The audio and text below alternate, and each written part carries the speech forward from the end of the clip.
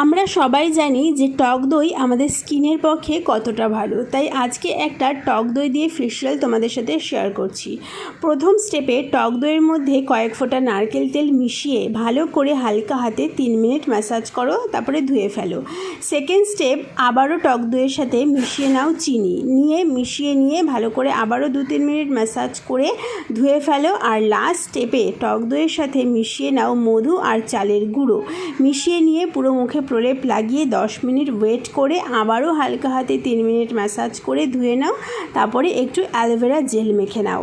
ভীষণ ভালো স্কিনকে ইনস্ট্যান্ট গ্লো দেয়, আর সুগার স্কিনকে এক্সফোলিয়েট করতে সাহায্য করে, আর টক দই কিন্তু স্কিনকে হোয়াইটনিং করতে হেল্প করে। তোমরা করো, ভীষণ ভালো বেনিফিট পাবে। যারা পার্লারে গিয়ে টাকা খরচা করে ফেশিয়াল করতে পারো না, তারা কিন্তু এটা করতে পারো, ভীষণ বেনিফিট দেয়। ভালো লাগলে লাইক করো, সাবস্ক্রাইব করো।